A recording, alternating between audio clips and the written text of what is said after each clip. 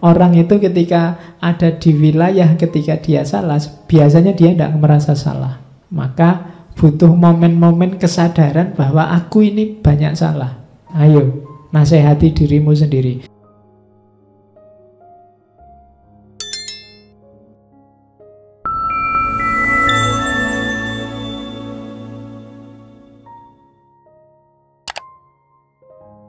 Assalamualaikum warahmatullahi wabarakatuh. Bismillahirrahmanirrahim. Alhamdulillahirabbil alamin. Wa bihi nasta'inu ala umurid dunya waddin. Allahumma sholli wa sallim wa barik ala habibina wa syafi'ina sayyidina wa maulana Muhammadin wa ala alihi wa ashabihi wa man tabi'ahum bi ihsanin ila yaumiddin. Bismillah, mari kita mulai ngaji lagi. Kali ini temanya tema sisipan. Harusnya bulan ini masih bulannya Yunani. Cuma ya capek ya kalau Yunani terus, saatnya pulang balik ke timur, mampir sebentar di Baghdad. Kita temui beliau Abu Nuwas, atau orang Indonesia lebih mudah mengucapkannya Abu Nawas. Kalau saya ngomong Abu Nawas, mungkin yang terbayang lucu-lucunya. Ya. Padahal sebenarnya tidak begitu. Ya, beliau memang termasuk orang yang cerdik, orang yang cerdas, orang yang pinter. Kategorinya kategori ulama, bahkan ada yang bilang sufi. Tapi sebenarnya aslinya tidak begitu. Beliau ini lebih dikenal sebagai penyair, sastrawan. Beliau punya gaya khas dalam dunia kepenyairan. Jadi pertama-tama itu. Cuma beliau ini nanti hidupnya zaman Harun al-Rasyid, dan ini terkenal sekali karena kisah-kisah tentang Abu Nuwas dan Harun al-Rasyid ini masuk ke 1001 Malam. Jadi justru terkenalnya dari situ, dikenal masyarakat dari situ. Cuma karena 1001 Malam ini buku cerita, orang kenalnya terus cerita-cerita lucunya. Padahal sebenarnya bagi yang meneliti Abu Nuwas, ini tokoh ini sangat kontroversial. Jadi tokoh ini dikenal tukang minum, kemudian main perempuan. Bahkan tidak cuma perempuan, kabarnya cowok cewek ya oke. Kamu tidak usah kaget, orangnya memang seperti itu. Dan beberapa kali keluar masuk penjara ya karena ulahnya. Meskipun ya dia memang cerdik, pinter, ilmu agamanya juga dalam.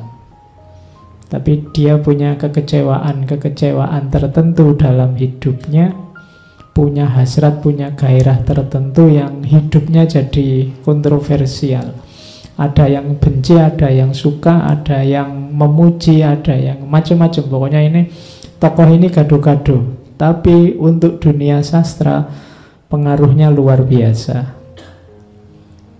Meskipun nanti di akhir hidupnya dia juga mengalami pertobatan yang juga luar biasa. Sampai syairnya kamu hafalkan sampai hari ini. Oke. Itu gambarnya Abu Nuwas, yang gambar Khalil Gibran tahun 1916. Jadi di antara yang disukai penyair oleh Gibran itu Abu Nuwas. Kalau dia sendiri sih hidupnya sekitar tahun 756, nanti meninggalnya 841. Abu Nuwas ini gelar. Nuwas itu artinya rambut yang ikal. Jadi dia dikenal rambutnya ikal sampai sebahu. Ini saya bawakan foto patungnya. Patung ini ada di Baghdad. Nama aslinya Abul Hasan bin Hani Al-Hakami. Jadi Abu Ali Al-Hasan bin Hani Al-Hakami. Patungnya kan juga unik. Dia megang cangkir. Itu mesti arahnya untuk minum-minum. Ya, jadi karena memang pokoknya hobinya minum. Sebelum tobat itu pokoknya favoritnya minum. Makanya nanti puisinya itu bikin genre khusus yang dikenal sebagai khomriyat. Jadi coba cariin yang belajar sastra, nanti ada genre puisi yang dikenal khomriyat. Itu pelopornya Abu Nuwas ini. Jadi puisi-puisi tentang khomer. Oke, jadi tidak harus dibayangkan lucu-lucunya. Mungkin kamu tadi bayangin Abu Nuwas isinya ndagel dong, ndak ada malahan. Jadi isinya ada momen-momen serius memang dalam hidupnya yang dia tanggapi secara lucu. Misalnya ada cerita dia pernah pura-pura gila karena ndak mau ditunjuk jadi hakim atau qadhi. Dia ini pinter syariah. Ayahnya ini tentara zaman Marwan. Jadi ayahnya meninggal, maunya Harun al-Rasyid nanti yang meneruskan posisi ayahnya, dan rencananya mau diangkat jadi hakim itu si Abu Nuwas ini. Tapi biar nggak diangkat, jadi begitu ayahnya meninggal banyak orang layat, dia acting kayak orang gila. Jadi naik gedebok pisang itu dinaiki sambil nyanyi-nyanyi. Orang-orang merasa wah ini ditinggal mati bapaknya gila ini. Jadi terus Harun al-Rasyid merasa ini kalau orang kayak gini diangkat jadi hakim bisa kacau ini. Terus kata penasehatnya, ditunggu aja raja, mungkin dia lagi shock bapaknya meninggal, ya 10 hari lah. Akhirnya terpaksa acting jadi orang gila 10 hari. Ya, biar tidak jadi hakim. Ya, karena dia hidupnya ingin enjoy, ingin senang-senang meskipun nanti ada maknanya. Oke, ya dia suka bikin kontroversi memang. Dalam hidupnya pokoknya suka gaduh, suka rame-rame. Tapi dalam konotasi dia sebenarnya sering bikin satir, nyindir masyarakat, nyindir orang-orang yang munafik, orang-orang yang hipokrit. Nanti kita lihat di mana hipokritnya yang disindir oleh seorang Abu Nuwas, sehingga nanti orang mencitrakan dia sebagai orang yang cerdik, orang yang pinter, orang yang lucu. Tapi ini sebenarnya isinya memang dia satir-satir. Karena kecerdikannya, raja-raja ini susah nangkep dia. Mau nyiksa dia juga susah, karena kalau dipikir-pikir ya tidak salah dia. Itu karena kecerdikannya. Nanti beliau sempat diasingkan ke Mesir zaman Harun al-Rasyid. Begitu Harun al-Rasyid meninggal, dia balik lagi ke Baghdad. Saat sultannya saat itu putranya Harun al-Rasyid dan muridnya Abu Nuwas, Al-Amin. Kalau Al-Amin agak bebas. Banyak syair-syairnya Abu Nuwas nanti diproduksi era Al-Amin ini. Tapi Abu Nuwas tidak cocok sama adiknya Al-Amin, Al-Ma'mun. Oke. Dan ya hidupnya keluar masuk penjara. Nanti meninggal, ada yang bilang meninggal di penjara, ada yang bilang meninggal dipukuli orang karena dia salah satu puisinya nyindir salah satu bani, salah satu suku, sehingga dia dipukuli orang terus sakit terus meninggal. Oke, tapi yang jelas beliau hidup ya sekitar 57 sampai 58 tahun, tapi karyanya luar biasa. dikenang orang karena puisi-puisinya, dan terakhir karena pertobatannya. Nah, ini sebenarnya malam ini kita belajar bagaimana orang yang sangat pinter tapi kemudian kecewa dengan lingkungannya, sehingga kemudian jadi sangat cuek, ingin senang-senang saja, tapi akhirnya terus tobat. Itulah seorang Abu Nuwas. Oke. Ini saya koleksi dulu komentar-komentar dari tokoh-tokoh biar kita kenal siapa Abu Nuwas. Sudah banyak buku, banyak kitab yang ditulis tentang Abu Nuwas. Malam ini saya banyak membawa dari diwannya, Diwan Abu Nuwas. Itu yang banyak diteliti baik di timur maupun di barat, selain buku yang lain. Itu beberapa komentar tentang Abu Nuwas. Yang pertama dari Abdurrahman Sidki. Katanya Abdurrahman Sidki, Abu Nuwas itu orang yang tolibul ladzat, orang yang pokoknya nyari nikmat, nyari seneng. Cuma katanya Abdurrahman Sidki, kelezatan yang dimaksud bukan kelezatan duniawi, tapi kelezatan intelek. Maksudnya apa? Dia suka kelezatan intelek. Yang dia lakukan sebagian besar adalah berpikir dan mengkritik masyarakatnya. Jadi Abu Nuwas ini perilakunya adalah perilaku kritis terhadap masyarakatnya.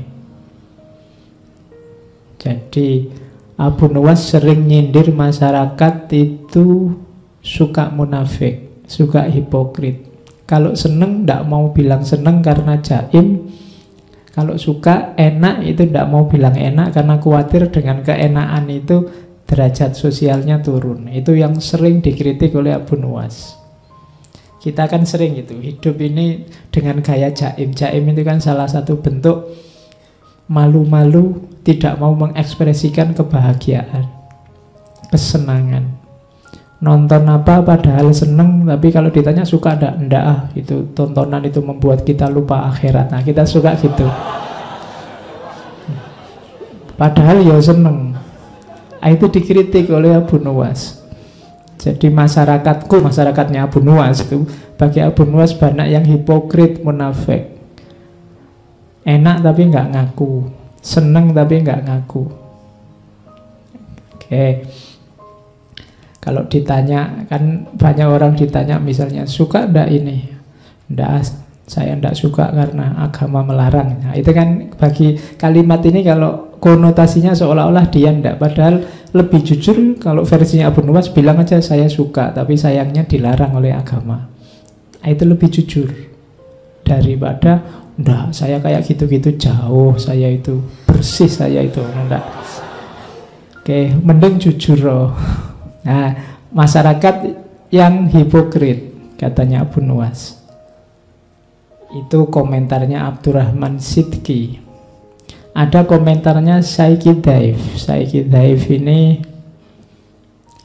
bilang bahwa sebenarnya segala kontroversi tentang Abu Nuwas itu karena krisis pribadinya. Dari mana krisis pribadi ini muncul? Karena melihat agamanya dan masyarakatnya cenderung fokus ke materi, materialistik. Dan itu ditertawakan oleh Abu Nuwas. Dan dia menertawakan mereka tidak dengan cara mencaci maki, tapi dengan cara gayanya sendiri.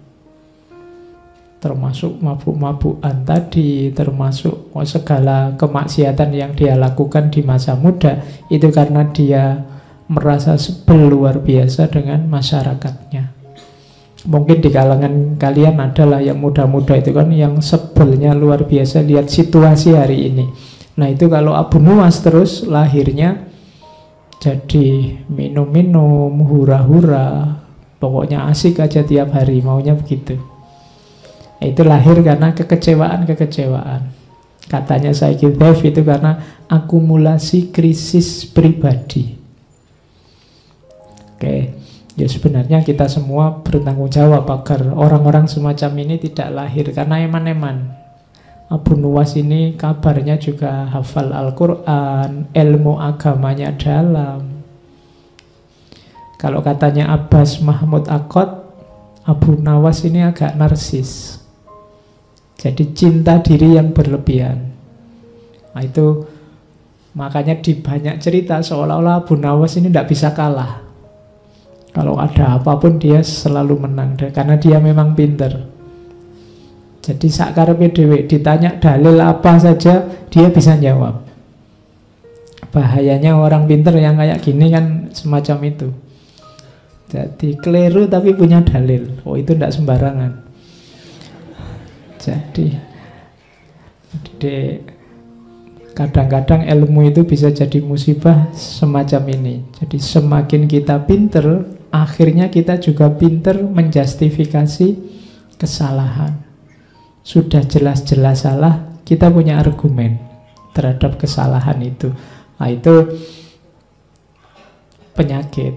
Sama katanya Abbas Mahmud Akkad tentang Abu Nawas ini narsis. Cuma karena dia pinter, dengan kepinterannya dia bisa membungkus segala cacat, segala kurangnya. Nanti di belakang dia malah mengkritik.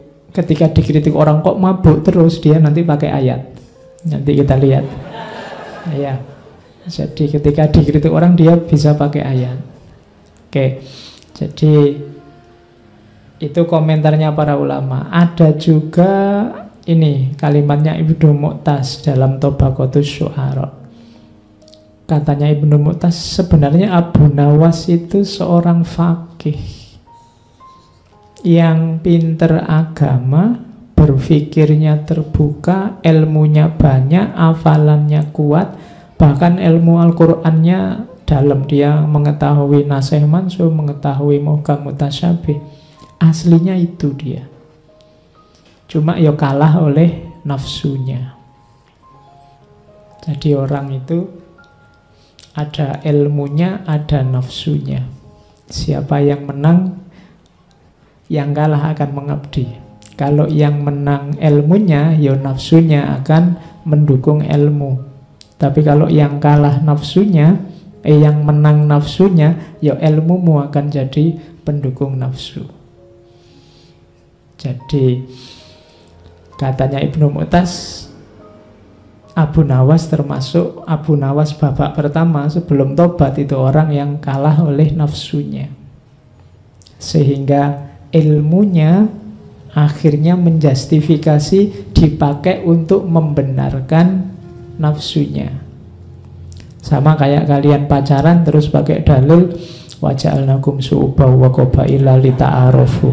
Ah itu dalilnya kan muncul belakangan, pacarannya duluan. Nah, itu hanya menjustifikasi. Nanti kalian melakukan apa biar kelihatan syar'i, terus kamu tambahi dalil. Padahal itu mungkin keliru.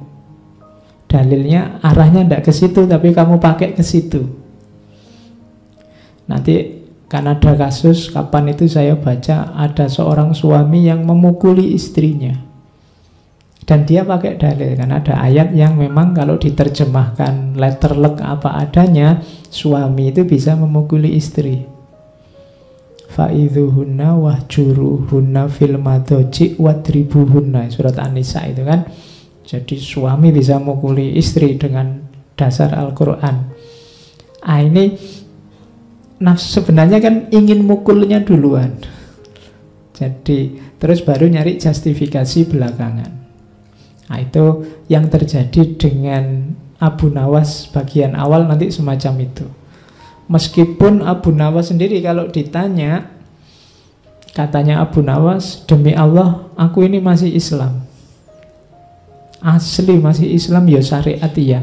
Cuma mabuk menghendakiku sehingga aku menerima beberapa kemuliaan, katanya Abu Nawas.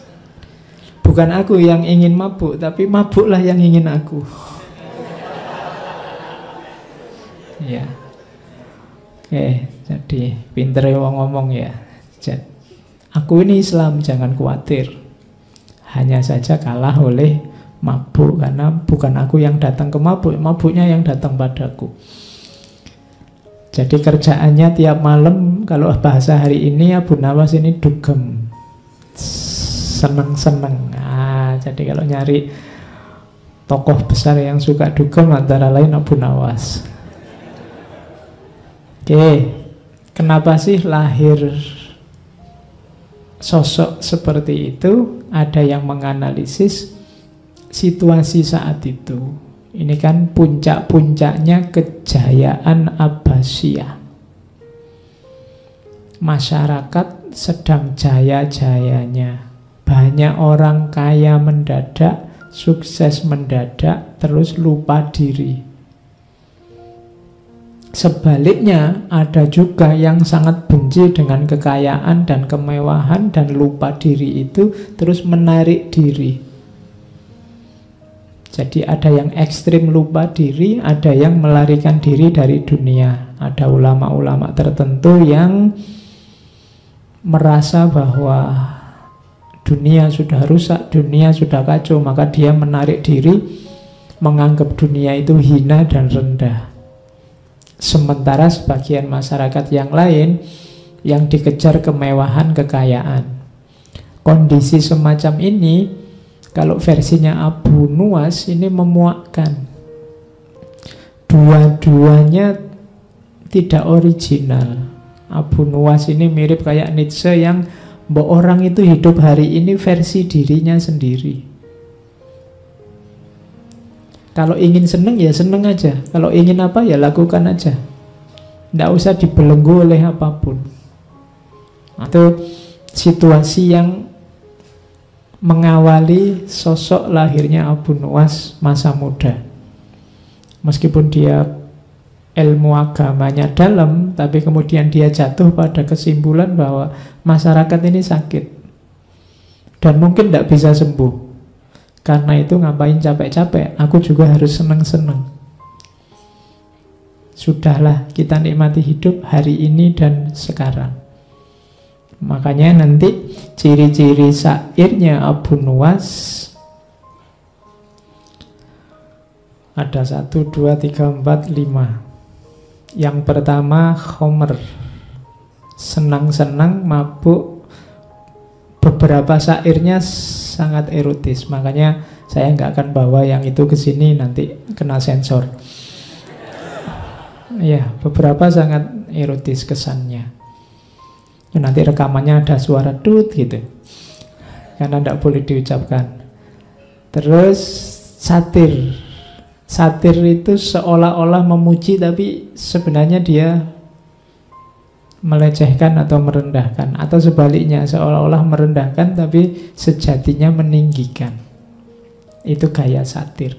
Seolah-olah dia memuji-muji, mabuk, tapi sebenarnya pujian ini untuk nyindir masyarakat yang tidak mabuk. Karena biasanya masyarakat itu kan cenderung mencaci maki orang mabuk. Nah, terus dia malah muji orang mabuk. Itu semacam satir, nyindir masyarakat. Masyarakat yang hipokrit.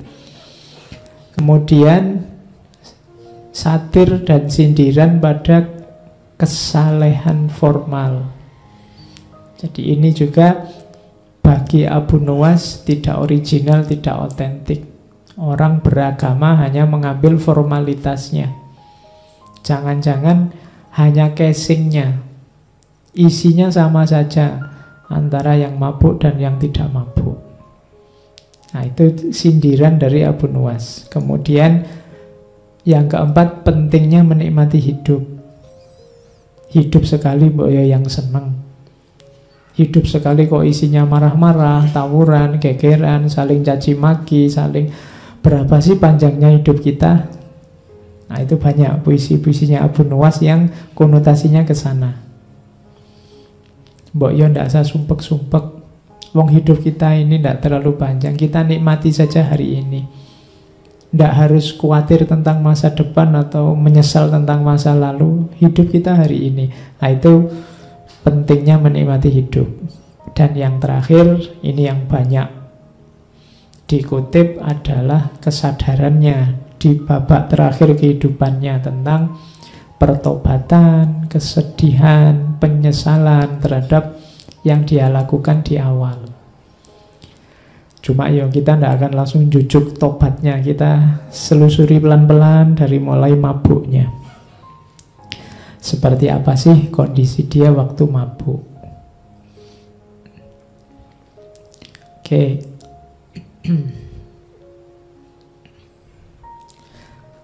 Ini saya kutip lagi. Dia gelarnya adalah pelopor penyair Homer.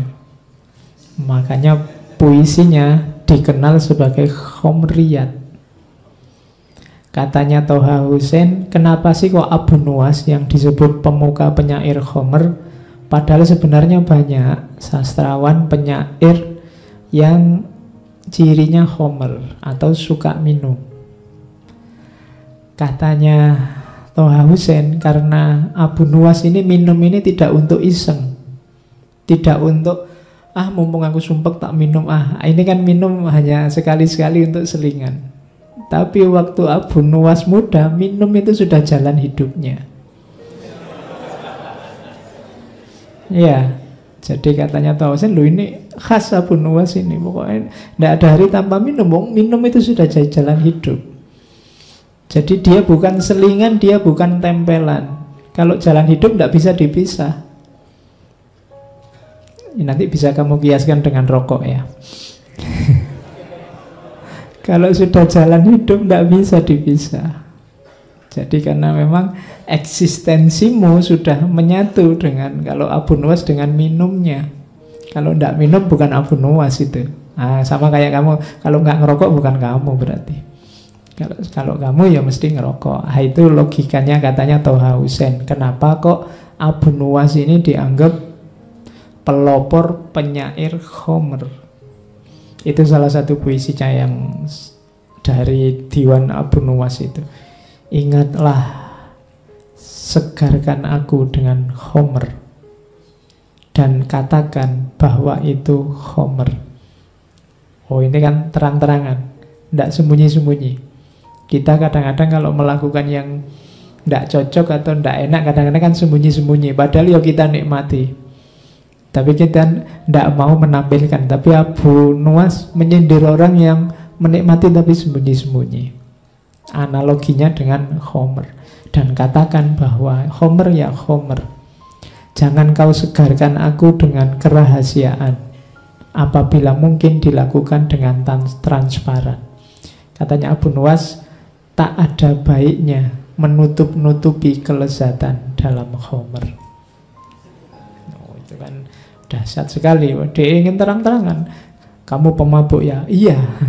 Dia terang-terangan, tidak sembunyi-sembunyi.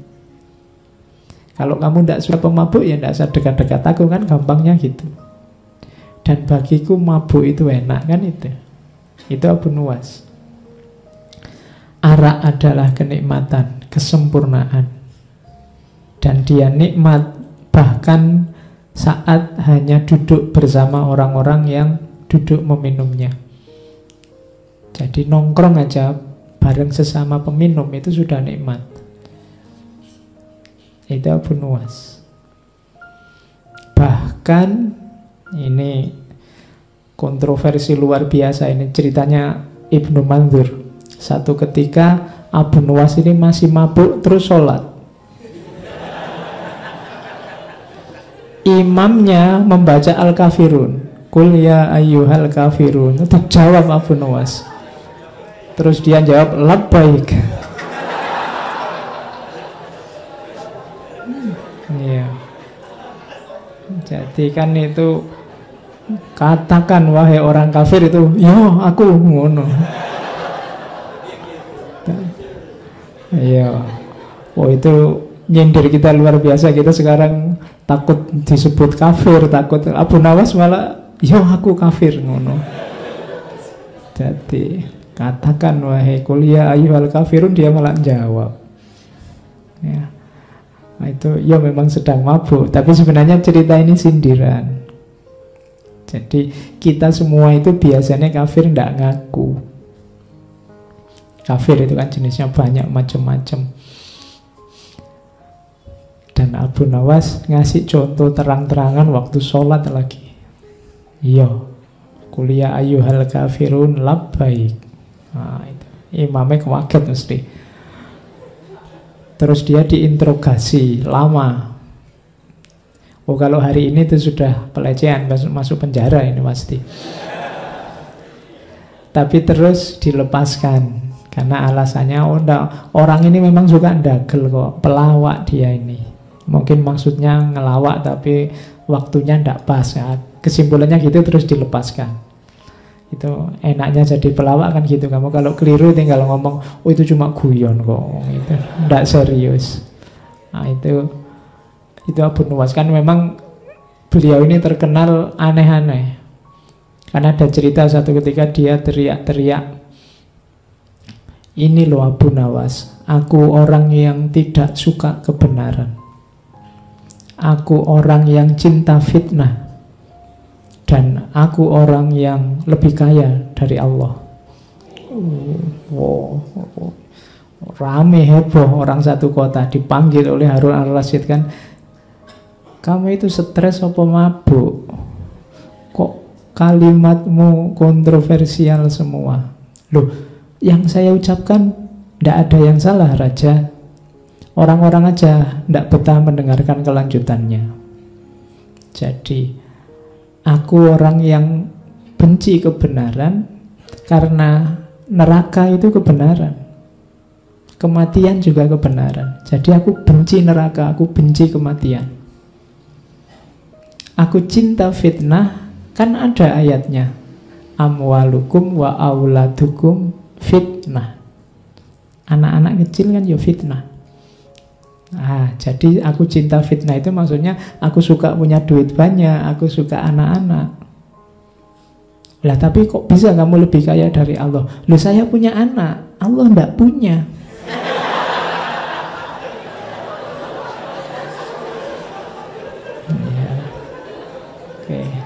Ya kan, Allah kan lam yalid wa lam yulad. Iya. Jadi itu pinternya Abu Nawas kalau ngomong. Kan ada cerita juga dia suatu ketika bikin fatwa, barang siapa sholat dilarang rukuk dan sujud. Oh itu heboh lagi waktu dipanggil oleh Harun al-Rasyid. Kok ada kamu fatwa nyeleneh gitu, sholat kok dilarang rukuk dan sujud? Loh orang-orang kok enggak tanya sholat apa dulu?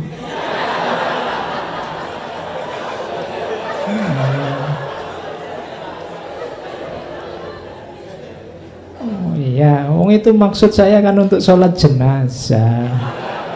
Ya mesti aja enggak pakai rukuk, enggak pakai sujud. Itu caranya Abu Nuwas untuk dekat sama raja, melakukan kritik tapi selamat. Oke, kita lanjutkan. Jadi ini gayanya. Jadi kemabuannya, wadahnya memang mabuk, tapi sebenarnya ada rahasia kritik-kritik tertentu di situ. Ketika dia bikin kemabukan. Nah ini yang saya bilang tadi pakai dalil. Ini salah satu puisinya.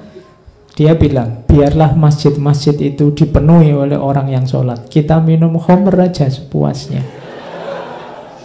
Kenapa kok gitu? Tuhan pun tak pernah mengatakan neraka wil bagi pemabuk, tapi Tuhan justru berfirman neraka wil bagi orang yang sholat. Oh ya, kan ada fawailul lil musallin, tidak ada fawailul lil pemabuk. Jadi mabuk, itu ya ini mesti diucapkan waktu mabuk. Tapi ada rahasia nasihatnya. Nasihatnya apa? Hati-hati pakai ayat. Kadang-kadang saya bilang tadi, kita sering menjustifikasi kesalahan-kesalahan kita dengan ayat, dengan cara meletakkan ayat tidak pada tempatnya. Ayatnya untuk apa, kita pakai untuk apa. Kalau bisa semacam itu, kita mending tidak usah sholat. Sholat malah masuk neraka. Malah ayat yang tegas bilang bahwa pemabuk masuk neraka tidak ada. Kalau celaan pada pemabuk beberapa ayat. Nah, ini kan sindirannya Abu Nuwas pada orang yang pakai dalil. Dalil yang tidak sekedar pakai dalil, harus pas digunakan di ruang dan waktu dan kasus yang pas. Karena kalau tidak nanti kita melakukan apa, pakai dalil apa, padahal dalil itu tidak untuk itu. Oke, yuk kayak kamu misalnya dzalikal kitabu la raiba fihi, kitabu ya maksudnya Al-Qur'an, jangan kok pegang bukumu. Dzalikal kitabu la raiba fihi, kitabku ini, bukuku ini, tidak diragukan lagi, itu ngawur. Wong itu ayatnya untuk Al-Quran. Jadi hati-hati pakai ayat, pakai dalil. Setiap dalil ada ruang, waktu, dan konteksnya. Sama kayak sindirannya Abu Nuwas ini. Kita kan sering pakai fawailul lil musallin. Cuma kan itu tidak bisa dipotong. Alladzina hum an sholatihim sahun. Orang-orang yang sudah sholat tapi lalai. Sholat tapi lalai, jangan-jangan makomnya mirip pemabuk yang disebut oleh Abu Nuwas tadi. Oke, terus. Nah, ketika orang tanya Abu Nuwas, syairmu hampir semua isinya khomer-khomer aja. Maksudnya khomer itu minuman itu toh. Abu Nuwas bilang, siapa yang bilang? Makna khomer telah muncul tersamar, lalu ia hilang dalam ketidakpastian. Saat dicoba dijauhkan dari tatapan pelupuk mata, seketika itu terputus khayal tentangnya. Karena ingkar terhadap keyakinan, keraguan itu datang, sehingga akan kau lihat nyata selama tidak menggunakan mata kepala. Jadi ini menegaskan tadi bahwa syair-syair yang memprovokasi orang untuk mabuk dan macam-macam tadi, memaknainya tidak harus letterlock terus ayo minum minuman keras.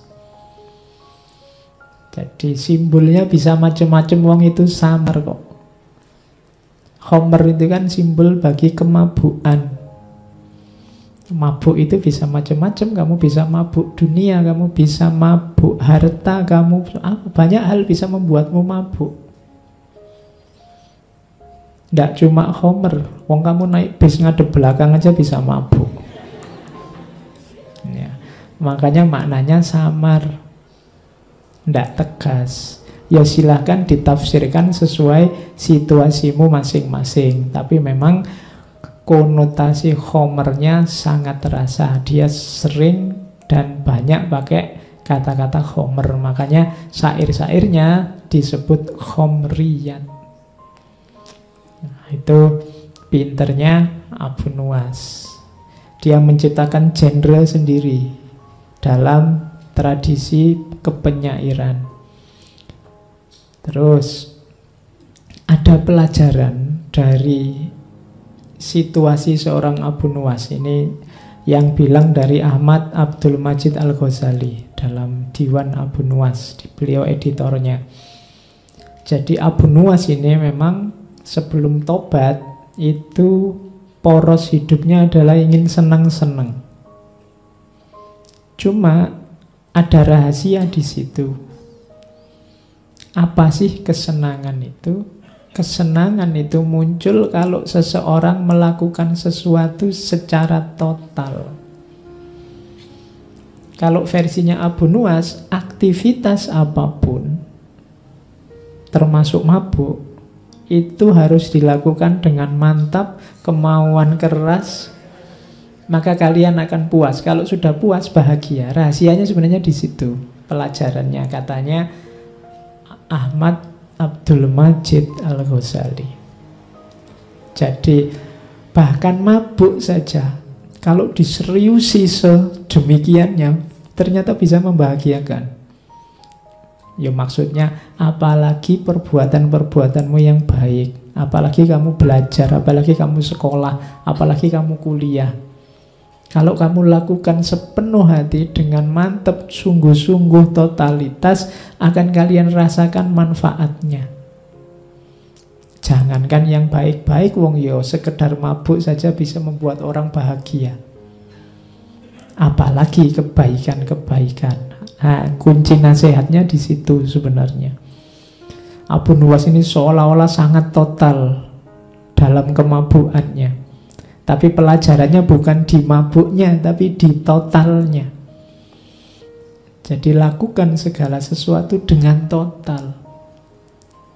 Jangan setengah-setengah. Kalau ingin berjuang, ya berjuanglah secara total. Ingin belajar, belajar secara total.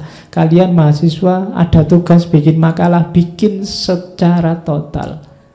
Biar tidak menyesal. Biar kamu puas. Jadi nasihatnya di situ. Totalitas.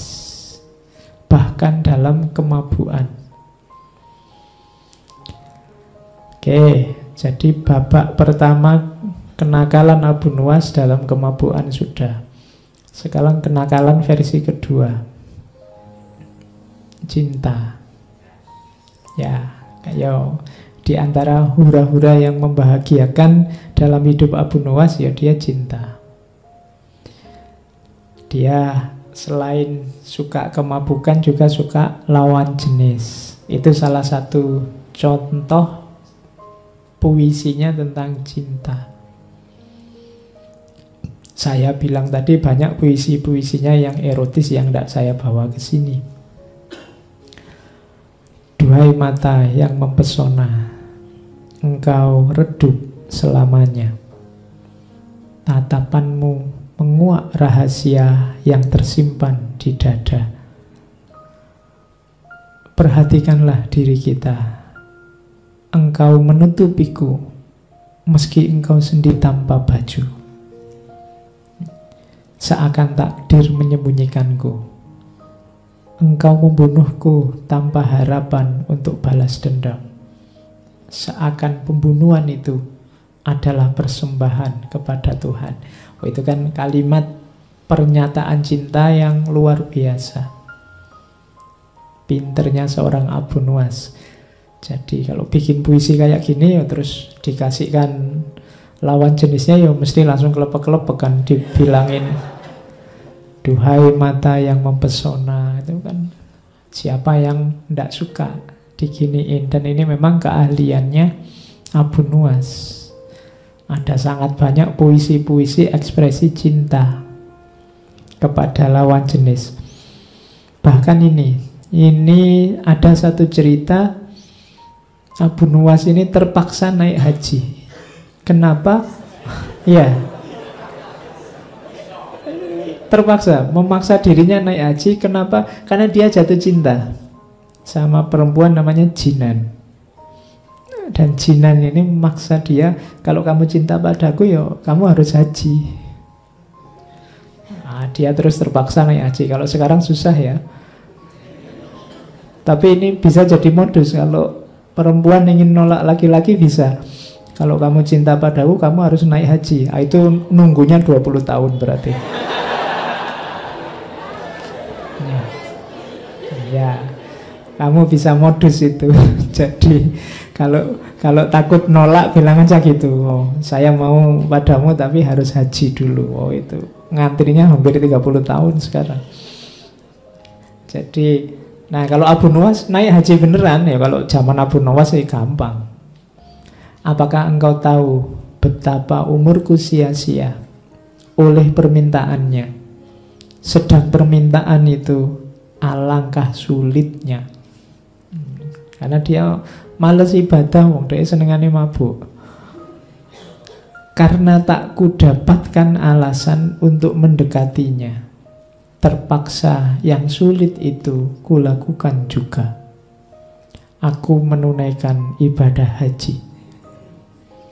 Dan kukatakan aku benar-benar telah haji. Duhai Jinan, akhirnya kemudahan menyatukan aku dengannya. Oh, itu jatuh cinta beneran ini berarti kan. Sampai rela naik haji padahal dia males. Ya, jadi cuma ya kalau sudah jatuh cinta apapun dilakukan. Makanya aku katakan aku benar-benar sudah haji loh ini. Oke, tapi toh ya sifatnya Abu Nuwas ya tetap putus nyambung. Ada juga yang saya potong itu. Kutulis di atas pipiku satu kalimat untuknya. Duhai beratnya saat berpisah. Ia menjawab dengan gerakan jemarinya. Ku pahami pesanmu, namun untuk kita tiada lagi jalan bertemu. Oke, yo, pokoknya kalau puisi-puisi kayak gini lumayan lah ya. Kita bisa mending. Atau ini, aku puasa saat engkau marah dan berbuka saat engkau bahagia, gembira. Oke, ayo. Oh, jadi kalau pasanganmu sedang marah kan itu alamat kamu harus tirakat itu. Tirakat itu kan tidak bisa tidur. Kenapa? Karena dia sedang marah. Hidupmu tidak tentram, makan tidak enak. Jadi aku puasa saat engkau marah. Tapi kalau sudah luluh, sudah tidak marah lagi, saatnya buka puasa. Dan aku berbuka saat engkau gembira.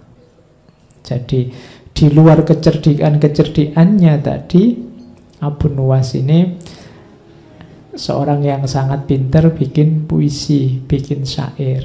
Tapi ya tetap, ini dalam konteks dia hura-hura sebenarnya. Ini babak awal kehidupannya. Ya sering dia dikejar-kejar tentara, dikejar-kejar laskar karena kesalahan-kesalahannya. Tapi lagi-lagi yang menyelamatkan kecerdikannya. Misalnya kalau ada cerita yang suatu ketika rumahnya digeledah. Jadi digeledah banyak barang pecah. Karena mungkin nyari-nyari jangan-jangan menyimpan sesuatu yang bisa membuat dia diseret ke penjara, mungkin begitu. Jadi, Abu Nuwas ini sangat marah, tersinggung karena rumahnya diacak-acak. Dia ingin balas dendam sama raja. Akhirnya satu ketika dia beli roti, rotinya dibiarin busuk sampai banyak lalatnya. Terus roti ini ditutup, dibawa ke depannya Harun al-Rasyid. Ini sudah misi balas dendam ini. Karena dia tersinggung rumahnya diacak-acak. Terus dia menghadap, wahai raja yang adil, saya menuntut keadilan. Katanya engkau raja yang adil berarti harus bisa memenuhi tuntutanku.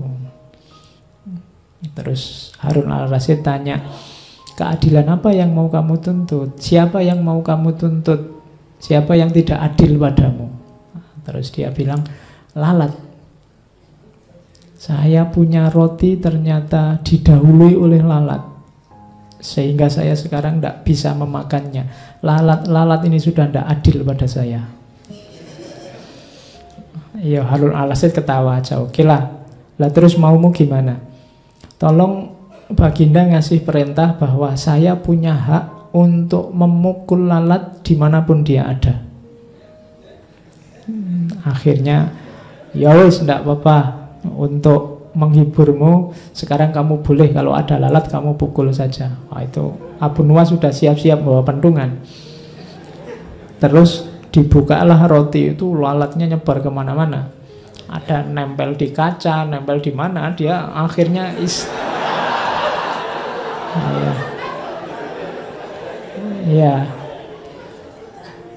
istananya Rajana dikeprui semua sama Abu Nuwas. Itu caranya dia balas dendam pada raja.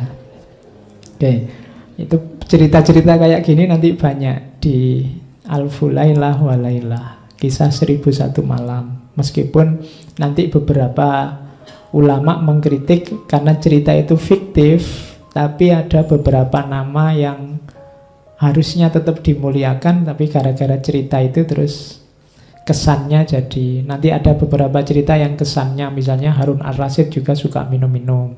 Nah, itu banyak ulama mengkritik Alfu Lailah wa Lailah, karena di beberapa bagian nanti muncul tokoh Abu Nuwas.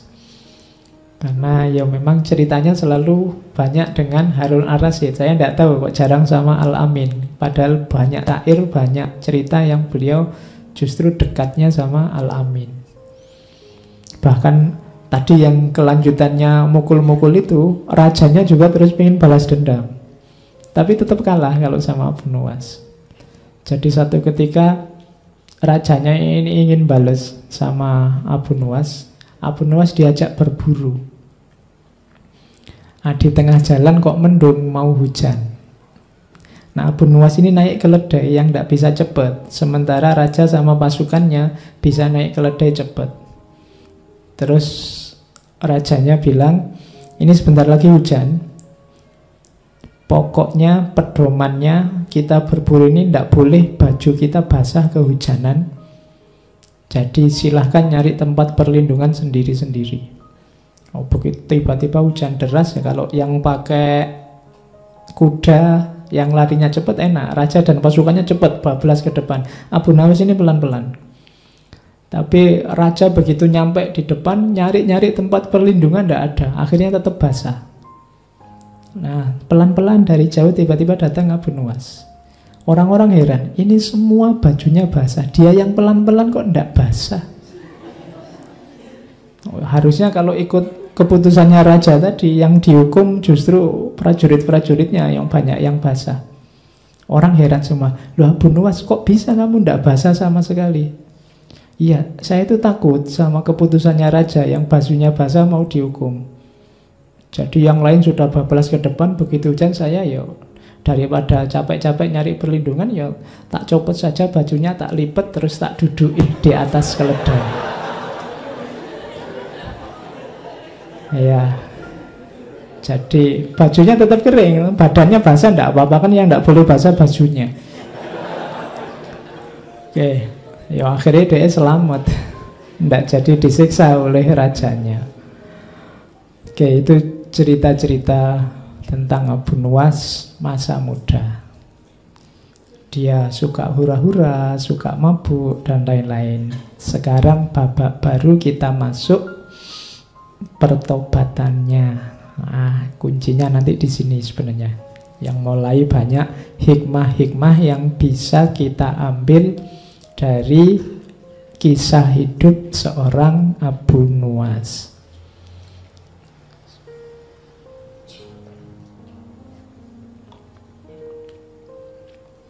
Ada versi-versi tentang mengapa kok Abu Nuwas tiba-tiba tobat. Yang pertama ada yang bilang karena di penjara. Ketika di penjara kemudian dia sadar hidupnya jadi tambah religius. Ada juga yang versi kebalikannya, versi kedua malah sebenarnya dia tidak pernah tobat. Ada yang bilang bahwa dia cuma acting aja biar keluar dari penjara. Jadi aslinya ya tetap kayak Abu Nuwas yang lama. Ada yang bilang begitu. Tapi dari syair-syairnya belakangan kelihatannya ya dia benar-benar tobat. Ada versi lain, versi kedua. Jadi ada cerita satu ketika ini malam ganjil Ramadan. Ya mungkin malam Lailatul Qadar. Nah, Abu Nuwas masih tetap dengan aktivitas biasanya, mabuk. Jadi waktunya orang terawih, waktunya orang tadarusan, dia mabuk. Tiba-tiba didatangi orang ke depannya, langsung nuding wajahnya. Orang ini bilang, wahai Abu Hani, jika engkau tak mampu menjadi garam yang melezatkan hidangan, janganlah engkau menjadi lalat yang menjijikkan, yang merusak hidangan itu. Jadi kalau kamu mau rusak, rusaklah sendiri, tapi jangan merusak yang lain. Waktunya orang tadarus, waktunya orang tarawih, kamu merusak situasi. Nah, itu peringatan keras bagi Abu Nuwas yang membuat dia tiba-tiba sadar. Entah siapa orang ini, tapi ini membuat dia tersadar bahwa selama ini mungkin dia kecewa dengan masyarakat, mungkin dia mengkritik masyarakat, tapi dengan semua yang dilakukan sebenarnya dia sedang nambah masalah baru di tengah masyarakat. Jadi orang hidup itu kan kalau bisa yo memang masalah di tengah masyarakat pasti ada. Cuma kalau bisa kita jadi problem solver. Kita jadi yang menyelesaikan masalah. Bukan part of the problem, bukan bagian dari masalah. Apalagi menjadi pembuat masalah. Apalagi jadi orang yang selalu bikin masalah. Nah, kadang-kadang kita ini ingin menyelesaikan masalah, tapi yang lahir adalah nambah masalah baru, yang masalah lama tidak selesai. Gayanya kita ingin menyelesaikan problem, tapi yang lahir justru problem baru, dan problem lama tidak selesai. Dan kalimat ini langsung ditujukan di depannya si Abu Nuwas. Kalau engkau tidak bisa menambah kelezatan hidangan, jangan jadi yang merusak hidangan. Merusak hidangan berarti nambah masalah. Dari situlah nanti Abu Nuwas terus sadar dan dimulailah fase baru hidup jadi ulama, bahkan beberapa menyebut terus dia jadi sufi. Tapi tetap lucu, enggak apa-apa. Ya, karena sudah khasnya beliau, hidupnya memang tidak bisa kok kaku. Dia lentur. Makanya terus kesannya dia lucu, bisa beradaptasi dengan situasi apapun. Oke, syair-syairnya banyak. Kita juga kan kenal beberapa syairnya. Ini diantaranya. Misalnya dia menasehati dirinya sendiri. Hai Abu Nuwas, jadilah orang terhormat, baik dan sabar. Ini 3 kalimat ini gabungan yang bagus. Orang terhormat, baik dan sabar. Terhormat itu kualifikasi sosial, baik itu kualifikasi individual, dan sabar itu hubungan dengan yang lain. Banyak orang yang terhormat dan baik tapi tidak sabaran. Banyak orang yang sabar dan baik tapi tidak terhormat. Banyak orang terhormat tapi tidak baik. Macam-macam kombinasi. Kalau bisa ikut Abu Nuwas, jadilah orang yang terhormat, baik dan sabar. Nah, ini dia memarahi dirinya sendiri. Waktu telah merusakmu dengan harta dan keinginan hanya demi kesenanganmu. Hai pendosa besar, ampunan Allah itu lebih besar daripada dosamu. Sebesar-besarnya sesuatu masih lebih kecil dibandingkan ampunan Allah yang paling kecil. Ini menasihati diri untuk tobat. Tobat yang beneran. Yo, kayak kita ini sebenarnya ya sudah waktunya untuk tobat. Cuma kita kan masih ragu-ragu. Mbok ya tobat yang beneran. Yang beneran loh ya. Beneran itu berarti tidak diulang, janji tidak diulang lagi, kemudian tidak secara sengaja mengulang dan seterusnya. Jadi pertama-tama dia memarahi dirinya untuk mau bergerak bertobat, menyesali yang dilakukan sebelumnya dan tidak mengulang di masa depan. Dan ini kelihatan simpel tapi berat. Kalau istighfar sih iya, cuma istighfar kita kan sering istighfar formalitas. Nah, kalau Abu Nuwas ini istighfarnya mantap karena dosanya banyak. Kita kan sering istighfarnya enteng karena kita merasa tidak banyak dosa. Jangan salah, Abu Nuwas sebelumnya juga merasa tidak banyak dosa. Dia merasa kalau dia mabuk, kalau dia hura-hura, ya memang sudah seharusnya begitu. Hidup sekali mau apa? Kan tadi logikanya begitu. Mabuk tidak apa-apa daripada sholat masuk neraka. Logikanya tadi kan begitu. Jadi orang itu ketika ada di wilayah, ketika dia salah, biasanya dia tidak merasa salah. Maka butuh momen-momen kesadaran bahwa aku ini banyak salah. Kalau ingin istighfarmu mantap, kamu harus sadar bahwa kamu banyak kelirunya, banyak salahnya. Cuma kesadaran bahwa aku salah ini sering tertutup oleh kesadaranmu bahwa kamu itu tidak terlalu banyak salah. Setiap orang lebih dominan merasa bahwa aku ini sudah benar begini ini.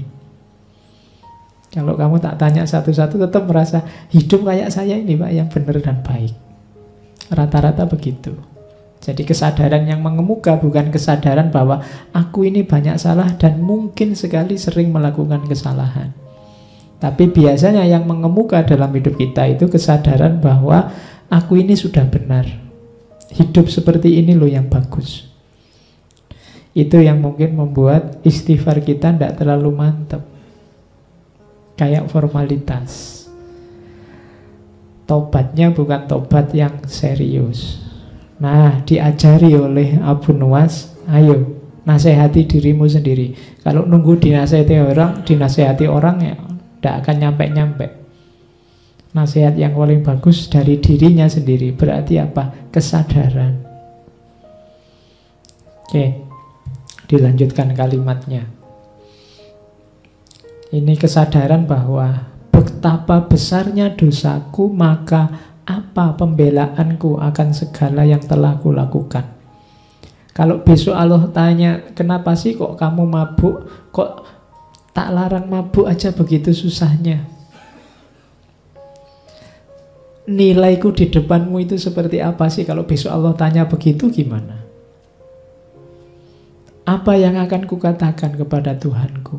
Apa yang akan meringankan salahku? Saat aku keluar dari jalan kebenaran atau memunggungi kebaikan. Duhai beratnya tobatku dan bodohnya apa yang terlewat dari hidupku. Nah, ini keluhan dari seorang Abu Nuwas. Dia takut nanti kalau ditanya oleh Allah, mengapa sih engkau kok lebih memilih mabuk daripada aku? Kenapa engkau lebih memilih kesenangan duniamu daripada aku? Kamu mau jawab apa? Dijawab seperti apapun, aku sudah salah. Karena yang kupilih ternyata bukan jawaban yang benar. Bukan pilihan yang benar. Nah, itu kesadaran seorang Abu Nuwas. Dari situ nanti terus muncul ini yang kalian hafal, yang sangat terkenal. Kalau ini sebenarnya nggak perlu saya baca, kalian pasti sudah sangat akrab. Ilahi lastu lil firdausi ahla. Wahai Tuhanku, jelas aku bukan ahli surga. Wong aku ini kayak gini orangnya, nakalnya luar biasa, dosaku bertumpuk-tumpuk. Wala aqwa ala naril jahimi. Tapi aku ndak kuat kalau harus masuk neraka. Jadi ini keluhannya pada Allah. Ya Allah, aku ini masuk surga ndak pantas, masuk neraka ndak kuat. Itu malaikatnya bingung mesti. Biar pantas masuk surga gimana? Fahab li taubatan waghfir dzunubi. Maka ya Allah, anugerahi aku taubat dan ampuni dosaku. Jadi ini ada pelajaran dari kalimat ini bahwa taubat itu hakikatnya adalah anugerah dari Allah. Maka berdoalah untuk dianugerahi taubat. Jalan kita untuk taubat pertama-tama nunggu anugerah dari Allah. Fahab li taubatan waghfir dzunubi, dan ampunilah dosaku. Fa innaka huwa firudz dzambil azimi, karena engkau adalah yang pemberi maaf yang agung. Jadi Ya Allah, aku ini masuk surga ndak pantas, masuk neraka ndak kuat. Sudahlah ya Allah, ampuni aku. Kan Engkau Maha Pengampun. Ringkasnya begitu. Dzunubi misla a'dadir rimali. Dosaku ya Allah sebanyak jumlahnya pasir. Jadi kalau ada padang pasir, pasirnya seluas itu, dosaku sebanyak itu. Maka satu-satunya jalan keluar hanya fahabli taubatan ya dzal jalali. Satu-satunya aku selamat nanti bisa ke surga dan terhindar dari neraka hanya kalau Engkau menganugerahi aku pertaubatan. Wa umri nakisun fi kulli yaumin. Padahal umurku detik demi detik berkurang. Setiap hari berkurang. Nakisun fi kulli yaumin wa dzambi zaidun kaifah timali. Sementara dosaku terus tambah. Tambah umur, tambah dosa. Kaifah timali, bagaimana aku menanggungnya ya Allah? Nah, itu munajatnya seorang Abu Nuwas. Ilahi abdukal asi ataka. Wahai Tuhan, hambamu yang penuh dosa ini datang padamu. Mukirrong bidzunubi wa qad da'aka. Menyatakan, mendeklarasikan dosa-dosanya. Wa qad da'aka, dan berdoa padamu, memohon padamu. Fa in taghfir, kalau Engkau ampuni aku, fa anta lidzaka ahlun, memang Engkau ahlinya, tempatnya minta ampun. Fa in tatrud, tapi kalau Engkau tolak aku ya Allah, faman narju siwaka, lantas pada siapa lagi aku berharap kalau Engkau saja tidak mengampuniku. Ini namanya munajat. Jadi mengeluh pada Allah, menyatakan kelemahan, menunjukkan dosa-dosa, kemudian pasrah pada Allah, minta diberi yang terbaik. Itu makanya kalimat ini banyak dipakai. Ilahilas tulil firdausi ahla wala aqwa ala naril jahimi. Ini munajatnya Abu Nuwas. Oke, ini babak pertobatannya. Tadi ada babak kemabuannya, terus babak hura-hura dalam cinta, sekarang pertobatan. Ada satu babak lagi yang mau saya bawa, yaitu babak akhir hidupnya. Jadi setelah tobat ada banyak fase-fase dekat dengan Tuhan dalam hidupnya seorang Abu Nuwas. Nah, ini terus di akhir-akhir hidup beliau mengalami sakit. Saat sakit ini ada beberapa syair yang terkenal dari Abu Nuwas. Misalnya ini, tapi sekarang konotasinya sudah tidak kayak sebelumnya, sudah tidak ada mabuknya, tidak ada cinta-cintaannya. Kalau ini sudah konotasinya sudah ilahiyah. Kemusnahan tengah merayap ke bawahku dan ke atasku. Kulihat diriku sekarat, tahap demi tahap. Tiada waktu berlalu tanpa meruntuhkanku berantakan. Mengiring kekuatan, aku tersingkir dalam ketundukan. Saat ku ingat sekarang, aku melemah dan mengurus. Mengurus itu maksudnya tambah kurus ya. Bukan mengurus urusan apa gitu, enggak. Tertunduk di hadapan Tuhan. Betapa ku sesali hari-hari dan malam-malam itu. Tadi kan dia kegemarannya kan keluar malam. Kalau siang tidur, kalau malam keluar. Koyo Batman. Tapi ku sesali itu, penuh hura-hura dan permainan. Kita lakukan setiap kejahatan. Semoga Tuhan mengampuni, memaklumi, dan memberi penangguhan hukuman. Karena kalau tidak, pasti aku tidak selamat. Ini waktu beliau sakit. Kemudian ada lagi lanjutannya. Setiap yang meratap akan diratapi. Setiap yang menangis akan ditangisi. Setiap simpanan akan dibelanjakan. Dan setiap kenangan akan dilupakan. Hanya Tuhan yang tersisa. Siapapun yang dimuliakan, Tuhan jauh lebih mulia. Siapapun yang baik, Tuhan jauh lebih baik. Siapapun yang dipuji, Tuhan adalah puncaknya pujian. Siapapun yang diagungkan, Tuhan adalah puncaknya keagungan. Pada akhirnya semua muaranya pada Tuhan. Ia menjamin semua kebutuhan. Oh Tuhan, kita sengsara dan membutuhkannya.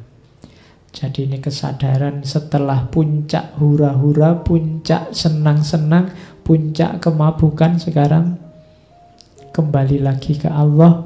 Kesadaran bahwa semuanya nanti akan berakhir pada Allah saja. Nah, itu fase pertobatan seorang Abu Nuwas. Kalau ini puisi sebelum meninggal yang dikirimkan pada temannya. Puisi orang mati telah sampai padamu melalui kata-kata seorang bernyawa yang berada di persimpangan hidup dan kematian. Momen takdir telah menaklukkan tubuhnya, sehingga kini ia hampir lenyap tak tersisa. Kalau engkau menatap mataku, menangkap wujudku, tak akan kau temukan satupun kata dari buku wajahku. Jadi sekarang aku sudah tidak kayak dulu. Dulu aku jaya, dulu ganteng, rambutku ikal. Dulu aku hura-hura. Banyak perempuan jatuh tunduk takluk di depanku. Sekarang kalau engkau baca buku wajahku, sudah tidak ada apa-apa di situ. Bekasnya senang-senang tadi tidak ada. Bekasnya hura-hura tadi tidak ada.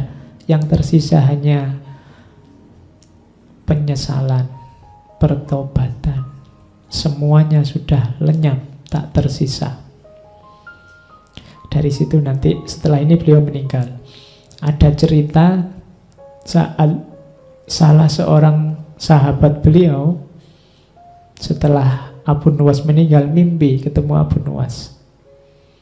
Abu Nuwas, kamu kan dosamu banyak meskipun tobat. Nasibmu gimana sekarang? Ada cerita begitu. Terus Abu Nuwas bilang, alhamdulillah aku sempat tobat. Jadi Allah mengampuniku karena syair-syair yang kutulis, syair yang saya baca di depan tadi, termasuk ilahilah. Syair-syair ini aku simpan di bawah bantalku.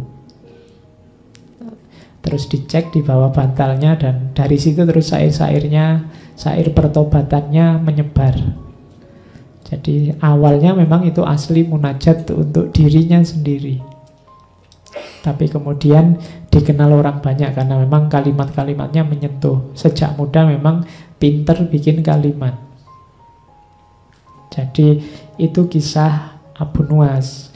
Ada banyak pelajaran. Yang pertama, akhirnya ternyata ke situ. Dan kita tidak harus ikut persis jalan yang sama kayak Abu Nuwas. Kalau memang merasa banyak dosa, jangan nunggu besok. Besok saja Pak saya tobatnya, kan harus hura-hura dulu. Tidak harus. Kan harus mabuk-mabuk dulu ya ndak. Pacar-pacaran dulu lah Pak ya ndak.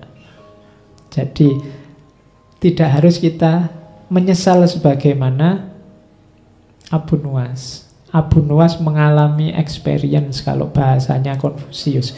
Pengalaman pahit dulu baru tobat. Kita tidak harus begitu. Karena untuk mengambil hikmah kebijaksanaan dari pengalaman orang lain itu tidak harus difotokopi. Ada kalanya kita tiru yang baik-baik saja. Jadi pelajarannya ternyata pertobatan. Jadi kita manusia wajar punya salah, tapi tidak wajar kalau tidak merasa salah, tidak ngaku salah, apalagi tidak mau tobat. Nah, itu pelajarannya di situ. Oke. Sisanya kita akan ngambil beberapa hikmah. Ada puisinya banyak, Diwan Abu Nuwas itu lumayan. Saya potong kecil-kecil dalam bentuk hikmah. Ini puisi-puisi setelah tobat ya, jangan puisi-puisi yang di depan tadi. Saya potong-potong. Itu kalimatnya bagus. Begitu engkau cinta pada dunia, maka hanya kepahitan hidup yang akan kau rasa. Tidakkah engkau tahu hakikat dunia yang awalnya bening dan akhirnya asin? Itu Abu Nuwas mengingatkan kita bahwa dunia yang kita cintai ini punya hakikat positif di awal, tapi lama-lama dia akan jadi negatif. Ini hakikatnya dunia sudah. Manusia awalnya muda, kuat, jago, tapi lama-lama dia akan menyusut, menurun, jadi tua, jadi lemah. Makan enak, seenak apapun makanan, awalnya enak, tapi coba kamu tambah dari 1 piring jadi 2 piring, enaknya tinggal setengah, kamu tambah lagi jadi 3 piring, enaknya tinggal 1/4, kamu tambah lagi sampai piring kelima kamu akan muntah. Yang enak tadi jadi tidak enak. Itu hakikatnya dunia. Pacar cantik, apalagi? Iya cantik sekarang umur berapa? 10 tahun lagi, 20 tahun lagi, 30 tahun lagi, sudah setara kita selevel. Sama. Jadi kalau kamu nembak terus jawabannya, tunggu ya 30 tahun lagi, oh itu sudah berubah banyak pasti, sudah. Oh manusia, dunia, levelnya menurun. Jadi awalnya bening, akhirnya asin. Maka kalau kita jatuh cinta pada dunia, siap-siap sakit dan kecewa. Karena dunia itu dahsyat nikmat di awal toh. Lama-lama kualitas kuantitasnya menurun. Jadi jangan jatuh cinta pada dunia, rugi, eman-eman. Jadi jatuh cintalah pada yang lebih hakiki. Saya lupa pernah baca di mana. Kalau akhirat itu kebalikannya dunia. Akhirat itu tambah lama, tambah meningkat, tambah berkualitas. Cuma ya mungkin teori yang lain, kitab yang lain. Jadi ceritanya kalau di akhirat itu misalnya hubungan suami istri awalnya enak, diulang lagi tambah enak lagi, tambah enak lagi. Beda sama di dunia, tambah enak 2 kali, 3 kali KO kamu sudah. Ya kalau di akhirat itu ada yang kitab yang cerita begitu. Sebenarnya itu metafor untuk menunjukkan kalau bedanya dunia sama akhirat. Maka yang kita cintai harusnya yang lebih hakiki, ketuhanan dan akhirat, bukan yang dunia. Terus ini sindiran.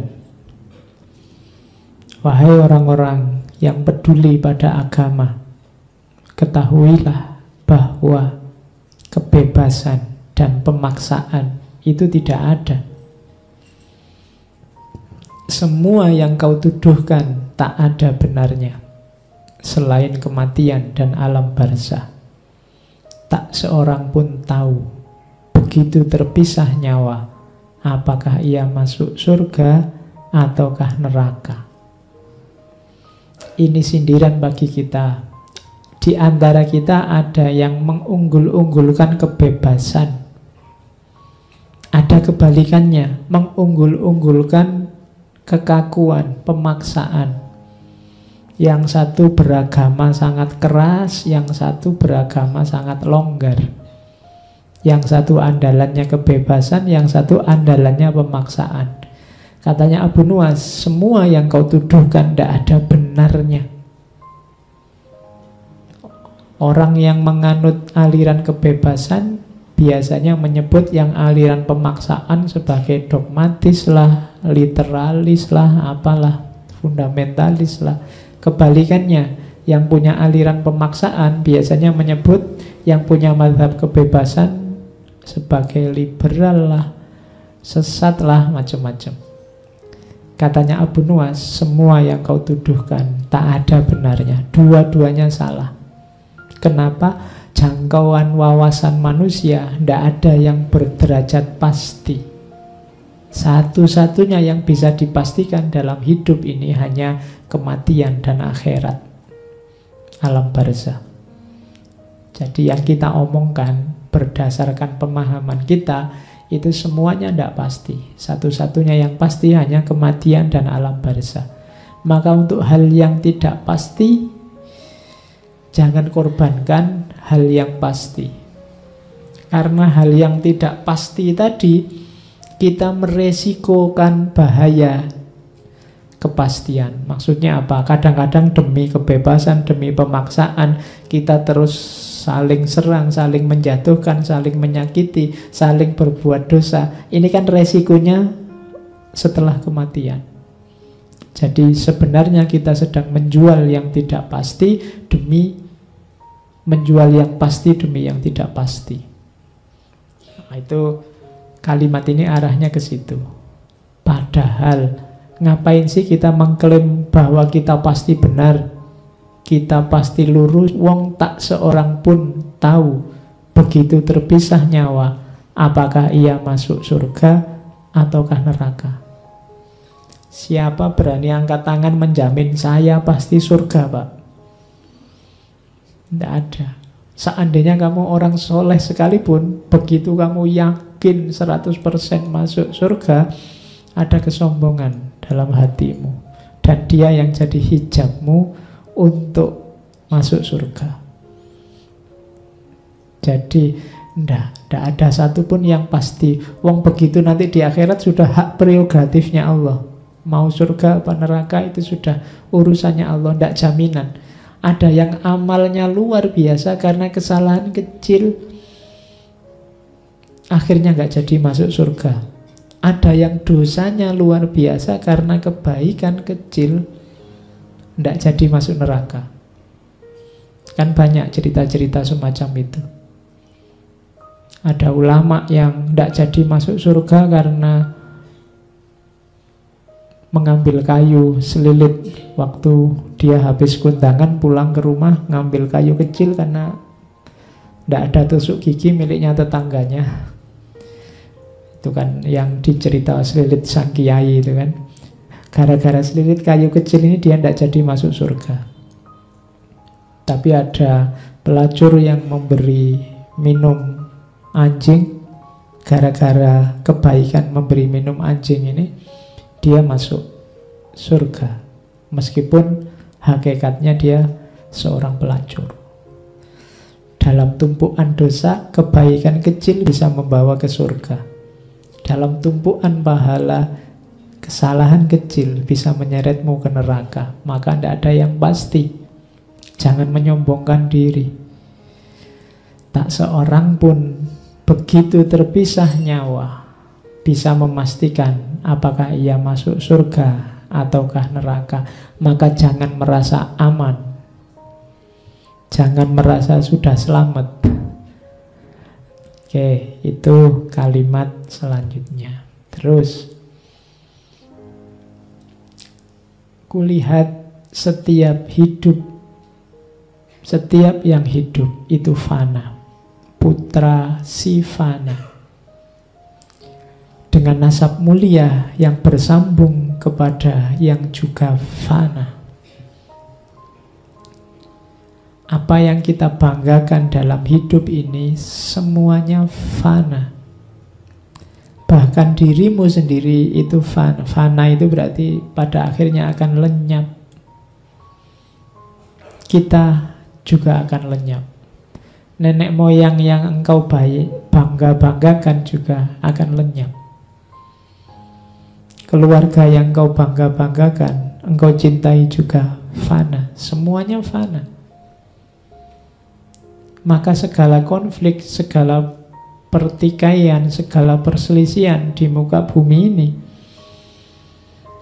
sifatnya hanya permainan saja. Kenapa permainan? Wong Semuanya fana kok. Ngapain kita serius-serius amat? Semuanya fana. Makanya katanya orang Buddha itu ya semuanya kosong. Yang isi itu sebenarnya kosong, dan yang kosong sebenarnya isi. Itu rahasianya di situ. Yang kita anggap tidak ada apa-apa, ya ada apa-apanya. Tapi yang kita anggap ada apa-apanya sebenarnya hakikatnya tidak ada apa-apanya. Hidup ini fana.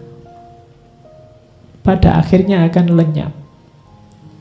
Nah, jadi kulihat setiap yang hidup itu fana. Putra si fana. Dengan nasab mulia yang bersambung pada yang juga fana. Nah, itu nasihat dari Abu Nuwas. Bayangkan bedanya tadi, syair-syair di awal yang begitu liar, begitu mabuk, begitu hura-hura. Ternyata babak terakhir kehidupannya begitu indah. Dia masuk ke ranah sufistik, memahami hakikat. Ada momen pencerahan dalam hidupnya sehingga banyak nasihat-nasihat berharga yang kita dapat. Makanya dia tergolong tokoh besar yang kita ingat sampai hari ini. Itu saya bawa juga. Saat seorang cerdas menelaah dunia, ia akan menemukan seorang lawan yang berbaju kawan. Dunia ini seolah-olah kawan kita, tapi hati-hati, dia ini bisa berubah jadi lawan kita.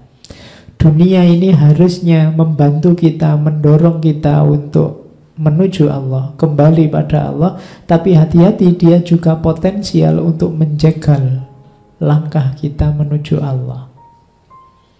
Dia ini kawan, harusnya jadi kawan. Tapi kalau kita tidak hati-hati, dia akan jadi lawan. Terakhir, ini.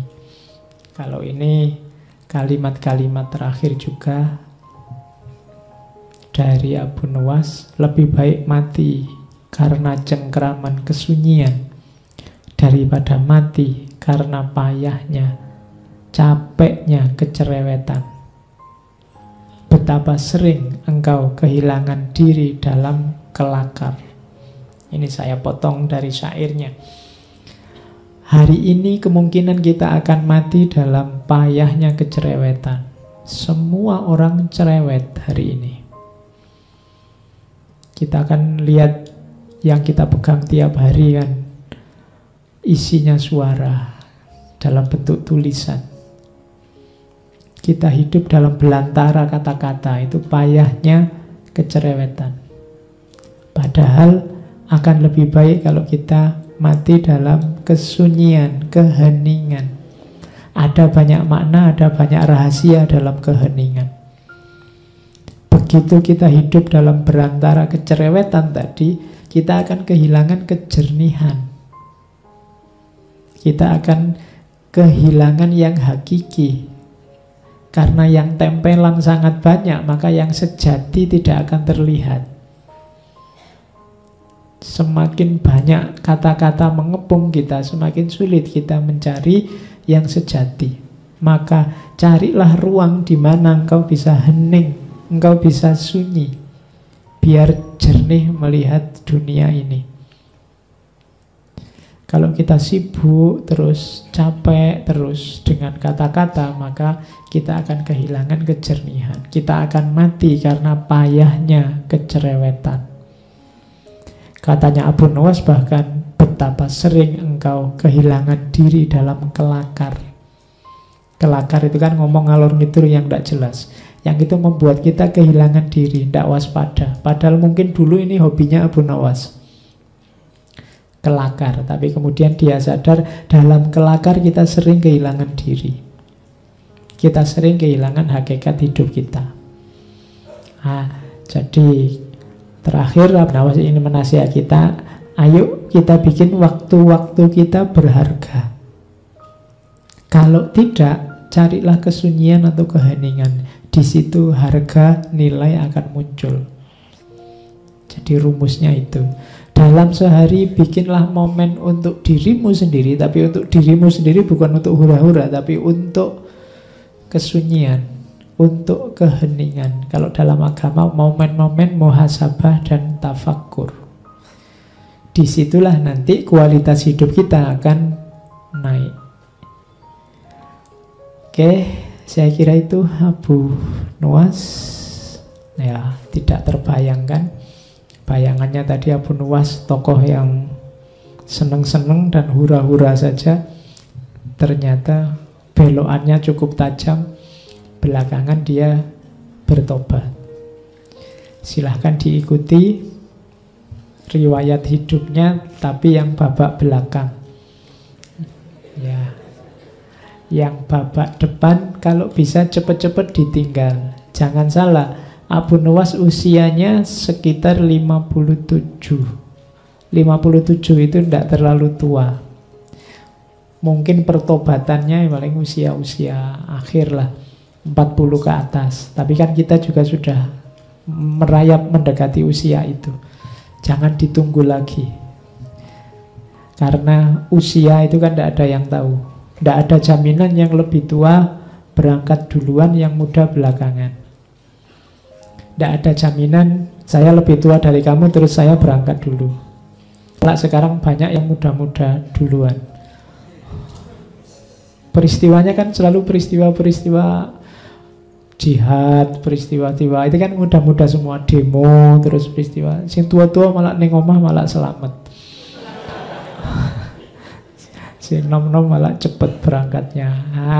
Karena tidak jaminan, maka segeralah. Kalau kamu sudah memahami kebaikan apapun, memahami kemuliaan hidup apapun, segera wujudkan, segera implementasikan, segera jalankan. Jangan ditunda-tunda, biar tidak menyesal. Kalau kamu menyadari ada kesalahan, kekeliruan apapun dalam hidupmu dan kamu tahu, segera cepat-cepat tinggalkan. Karena tidak ada jaminan kapan kita berangkat dan berapa lama kita masih bisa tinggal. Oke, saya kira itu ya malam hari ini.